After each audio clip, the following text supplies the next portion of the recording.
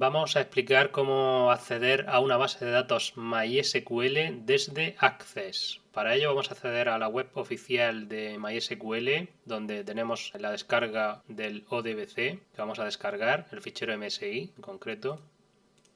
Iniciamos el instalador, dejamos la opción por defecto, instalamos el driver ODBC, ya lo tenemos instalado y ahora vamos a abrir Access. Podemos crear una base de datos en blanco o bien utilizar una que ya tengamos. Ponemos el nombre de la base de datos, la guardamos donde queramos, creamos. Y ahora vamos a acceder al servidor de base de datos MySQL. Para ello pulsamos en la solapa Datos externos, en Nuevo origen de datos, seleccionamos desde otros orígenes y seleccionamos base de datos ODBC.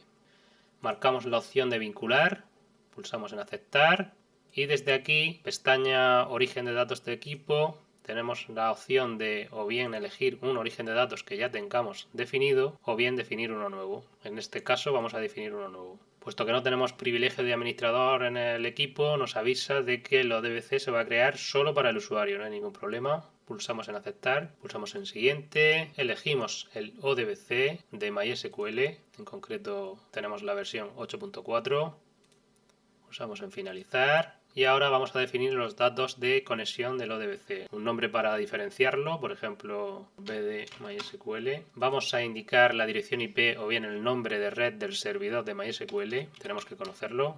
El puerto también, por defecto es el 3306. Necesitamos un usuario de MySQL con permisos suficientes para acceder a las tablas que queramos y la contraseña de ese usuario.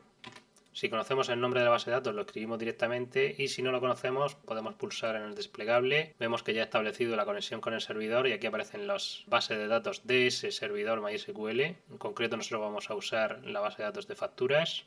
Hacemos un test, vemos que efectivamente la conexión ha sido correcta, pulsamos en OK, ya tenemos creado nuestro origen de datos, pulsamos en aceptar para seleccionarlo y ahora ya vemos que nos aparecen las tablas de esa base de datos elegida. Nosotros aquí ahora vamos a marcar qué tablas queremos vincular en nuestra base de datos Access. Por ejemplo, podemos seleccionar una o varias tablas, por ejemplo estas dos. Si marcamos la opción de guardar contraseña no nos pedirá la contraseña del usuario de MySQL cada vez que accedamos a Access. Pulsamos en aceptar y aquí eso sí es importante, por seguridad nos avisa de que la contraseña se guardará en texto plano, no cifrada. Eso es importante tenerlo en cuenta. Pulsamos en guardar. Si accedemos a la tabla vinculada, vemos que ya tenemos acceso a los datos de esta tabla en el servidor de MySQL. Cualquier cambio que hagamos en esta tabla,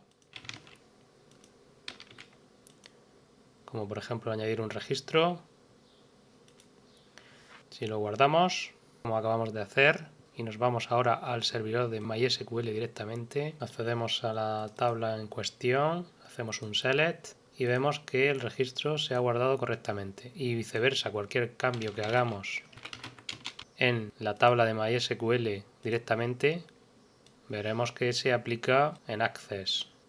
Aquí veis que se ha aplicado perfectamente. Con lo cual es una forma de tener toda la potencia de Access para hacer informes y consultas atacando a un servidor de base de datos MySQL. Hay que tener en cuenta un detalle con el tema de los drivers ODBC y es que si estamos utilizando Office, una versión reciente más o menos, que es de 64 bits, el driver ODBC debe ser de 64 bits, no puede ser de 32, si no, no lo va a detectar. Con lo cual, a la hora de instalar el driver, como habéis visto al principio, hemos elegido la última versión existente, que es de 64 bits.